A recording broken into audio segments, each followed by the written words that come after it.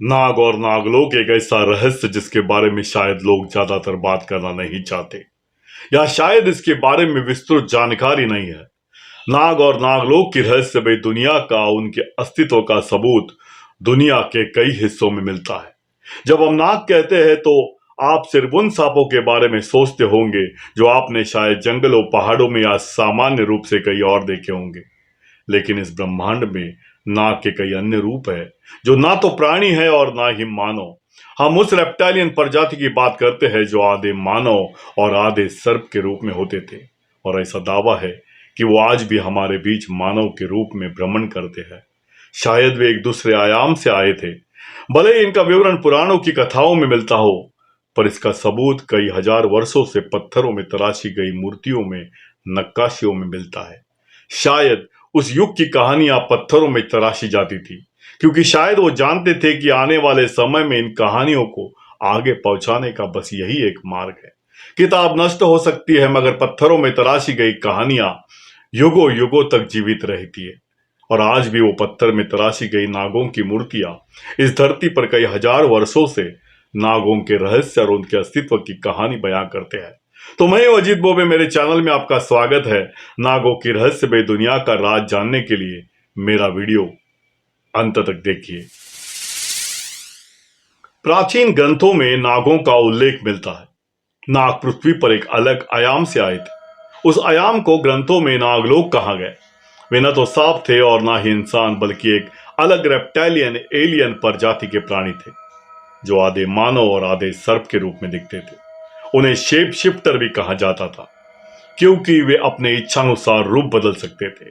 ये प्राणी जमीन पर नहीं बल्कि भूमिगत, शायद पाताल लोक में रहते थे। ऐसा मानना है कि नागों का मानव विकास में महत्वपूर्ण योगदान रहा है। प्राचीन काल में वे हमारे शिक्षक थे, पहले गुरु। उन्होंने हमें मानव सभ्यता की पहली शिक्षा दी, ब्रह्म का ज्ञान दिया, परंपराओं का ज्ञान, जीवन चक्र का ज्ञान, योग का ज्ञान, भाषा का ज्ञान, आयुर्वेद का ज्ञान। यही कारण है कि शायद नागों को हमारे पूर्वज मानते थे और बुद्धि के प्रतीक के रूप में पूजा जाता था। इंसानों की तरह बोलने वाले आधे सांप और आधे मानव प्रजाति के प्राणी आज कहाँ हैं? ये समझने के लिए नागों की कहानी को हम 3 हिस्सों में विश्लेषण करेंगे। पहला, पौराणिक माइथोलॉजी। दूसरा पहलू, नागों के बारे में ऐतिहासिक दस्तावेज क्या कहते हैं। और तीसरा, आध्यात्मिक पहलू। तो सबसे पहले हम समझते हैं हमारा पुराण इन नागों के बारे में क्या कहता है। विष्णु पुराण के अनुसार ऋषि कश्यप की कई सारी पत्नियां थी। हर पत्नी ने अलग अलग प्रजातियों को जन्म दिया। किसी ने देवताओं को, किसी ने राक्षसों को, तो किसी ने पेड़ पौधों को। ऋषि कश्यप की पत्नियों में देवी कद्रु ने सांपों को जन्म दिया, इसीलिए देवी कद्रु को सांपों की माता माना जाता है। महाभारत की कथाओं में भी नागों का संदर्भ मिलता है। जब दुर्योधन ने भीम के खाने में जहर मिलाकर उसे नदी में फेंक दिया, तब सांपों ने ही उसकी जान बचाई थी। भीम को सांपों की दुनिया में पाताल लोक में ले जाया गया, जहां नागराज वासुकी ने उसे 1000 हाथियों की शक्ति का आशीर्वाद दिया, जिससे भीम और भी शक्तिशाली हो गए। महाभारत के युद्ध में जब अर्जुन ने भीष्म पितामह को परास्त कर बाणों के शैया पर लेटा दिया, तब मां गंगा ने क्रोधित होकर अर्जुन को श्राप दिया कि वो अपने ही बेटे भबरुआन के हाथों मारा जाएगा। और यही हुआ। भबरुआन के साथ युद्ध में अर्जुन परास्त हुए और उनकी मृत्यु हुई। तब नाग कन्या उलूपी, जो अर्जुन पर प्रेम करती थी, उन्होंने नागलोक से नागमणि लाकर अर्जुन को पुनर्जीवित किया और श्राप मुक्त किया। समुद्र मंथन के वक्त भी नागराज वासुकी थे, जिसको मंदराचल पर्वत को लपेटकर क्षीर सागर को मथा।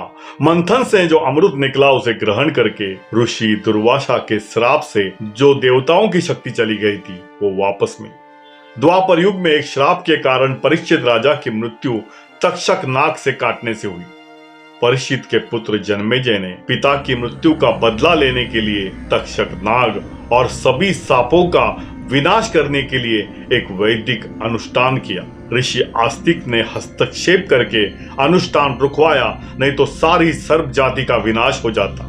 पुराणों के अनुसार ब्रह्मा के कहने पर पृथ्वी को शेष नाग ने अपने सिर पर उठाया है। जिससे पृथ्वी का संतुलन बना रहता है।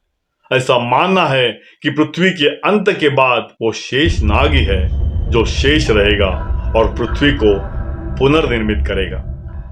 भारत में नागों के 12 आयामों की पूजा की जाती है। इन्हें अनंता, वासुकी, शेषा, पद्मा, कंबाला, करकोटका, अश्वितरा, धृतराष्ट्रा, शंखपाला, काल्या, तक्षका और पिंगला कहा जाता है। क्या नागों की भूमिका सिर्फ पुराणों तक ही सीमित है? तो आइए जानते हैं इस कहानी का दूसरा पहलू। तो जानते हैं नागों के बारे में ऐतिहासिक दस्तावेज क्या कहते हैं। दक्षिण भारत के तमिलनाडु में एक जगह है वेलियम पारी। पहाड़ी के चोटी पर कुलर गुफाएं हैं जिन्हें डोलमन्स या ड्वार्फ केव्स भी कहा जाता है। शायद 4000 या उससे भी अधिक वर्ष पहले के छोटे छोटे प्राचीन पत्थर के झोपड़े बने हुए हैं। उसकी ऊंचाई लगभग 2 या 3 फीट। वैसी ही गुफाएं कर्नाटका में हीरे बेनेकल में है। दोनों जगह के स्थानीय लोग लगभग एक ही कहानी बताते हैं। उनका कहना है कि आकाश से छोटे प्राणी धरती पर आए जो छोटे इंसानों जैसे दिखते थे, लेकिन उनका चेहरा सांप जैसा था। वे पहाड़ी पर पत्थर के छोटे घर में रहने लगे और इन प्राणियों ने मानव को सभ्यता सिखाई। फिर एक समय के बाद ये लोग बस गायब हो गए। कुछ लोग कहते हैं कि नाग पृथ्वी के छिपे हुए हिस्से में चले गए और कुछ लोग मानते हैं कि वो वापस अपने ग्रह पर चले गए। तमिलनाडु के महाबलीपुरम के मंदिरों में कई नागों की मूर्तियां हैं, जहां नागों के अस्तित्व का इतिहास मूर्तियों में और नक्काशियों में तराशा गया है। ये मूर्तियां स्पष्ट रूप से दिखाती है कि नाग धरती के भीतर से रेप्टाइलियन रूप में धरती की सतह पर आते हैं और तुरंत मानव रूप में बदल जाते हैं और अन्य लोग इस परिवर्तन को देख रहे हैं। आप ऐसी नक्काशी या पत्थरों में देख सकते हैं। भारत में कई गांव है जहां नाग देवताओं का मंदिर पाया जाएगा, जहां सांप को देवताओं के रूप में पूजा जाता है। आज भी केरल में नागों की पूजा की जाती है। भारत के विभिन्न हिस्सों में यह मान्यता है कि नाग खजाने की रक्षा करते हैं।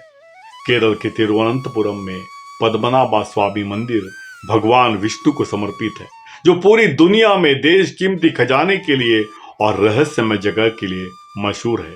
इस मंदिर में 7 तहखाने मिले। सुप्रीम कोर्ट की निगरानी में 6 तहखाने खोले गए थे। इन तहखानों में कई लाख करोड़ रुपए के हीरे और जवाहरात मिले। जब टीम ने वॉल्ट बी यानी 7वां तहखाने का दरवाजा खोलने की शुरुआत की तो दरवाजे पर बने कोबरा सांप के चित्र को देखकर काम रोक दिया गया। कई लोगों की मान्यता थी कि इस दरवाजे को खोलने से अशुभ होगा।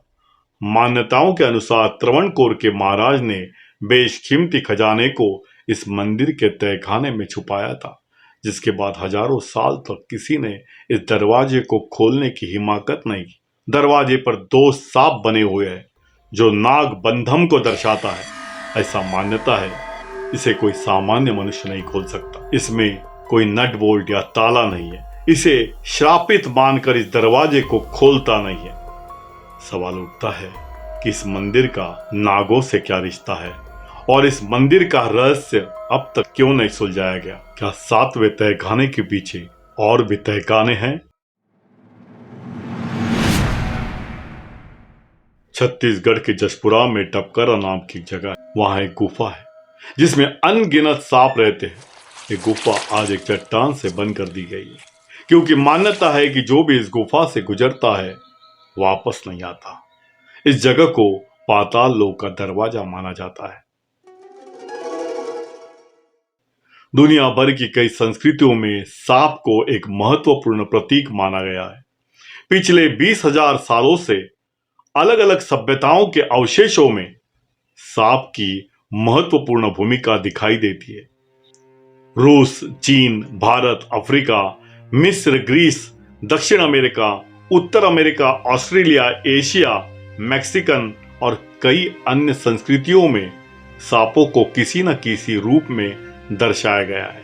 मणिपुर, नागालैंड और श्रीलंका के लोग मानते हैं कि वे नागों के वंशज हैं। नॉर्थ अमेरिका के ओहियो में एक 400 मीटर लंबा मिट्टी से बना सर्प के आकार का टीला मिला है, जिसे सरपंट माउंट कहते हैं। वो इतना लंबा है कि उसे सिर्फ ड्रोन या हेलीकॉप्टर से ही देखा जा सकता है। मिट्टी से बना यह सर्प का टीला अपने आप में एक बड़ा रहस्य है। पूरे विश्व में अगर आप सभी प्राचीन सभ्यताओं को देखें तो सामान्य रूप से एक ही कहानी निकल कर आती है।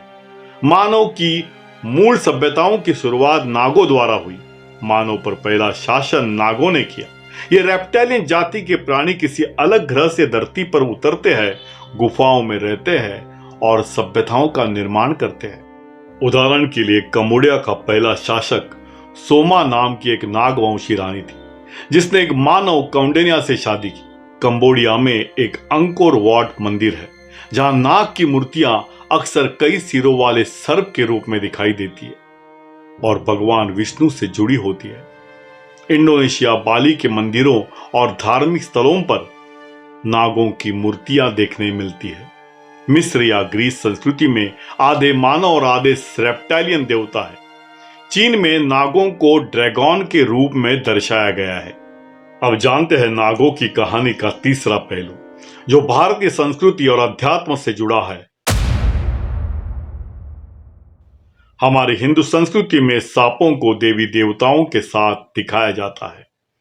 शिव जी गले में सांप धारण करते हैं, विष्णु सांप पर सोते हैं, गणेश जी की कमर में नाग बंधा हुआ है और कई देवी देवताओं के हाथों में सांप कंगन की तरह लिपटा होता है।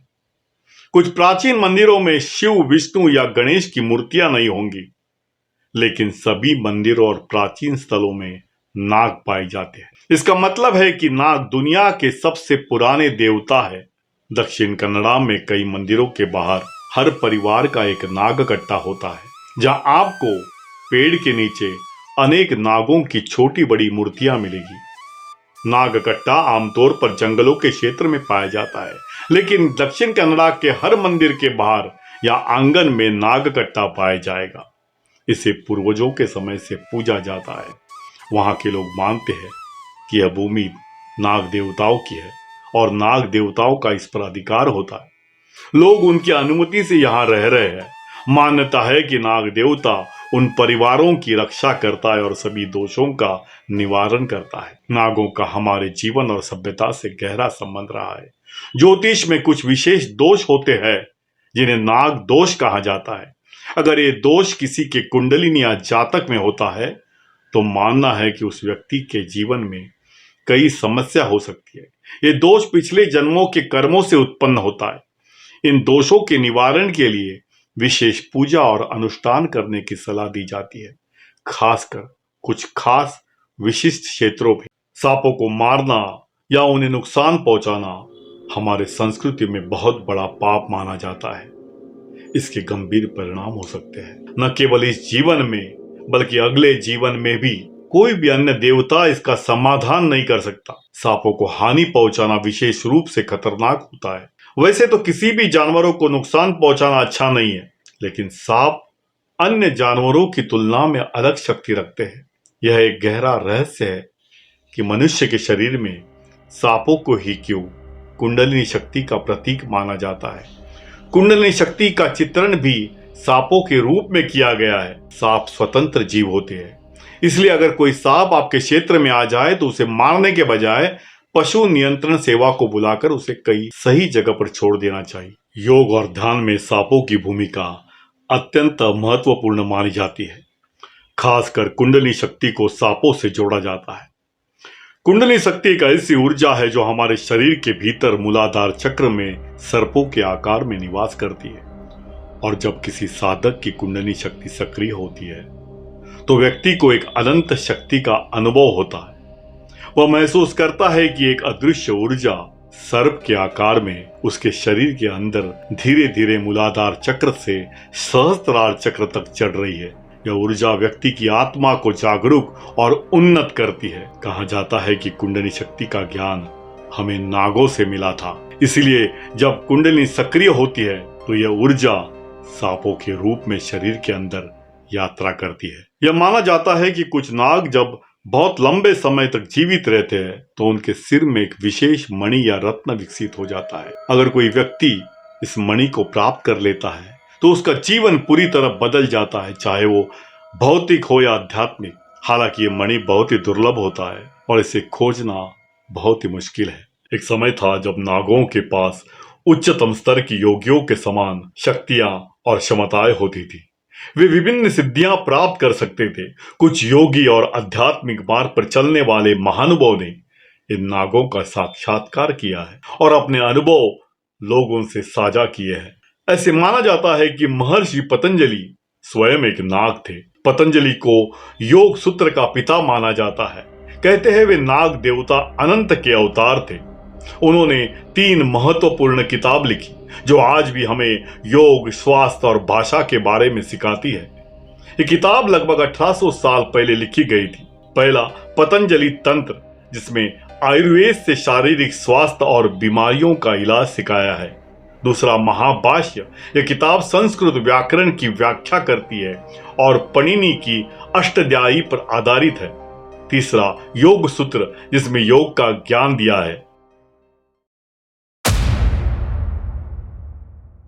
कई सदियों पहले एक समय था जब दुनिया भर में सांपों के मंदिरों को व्यवस्थित रूप से नष्ट कर दिया गया।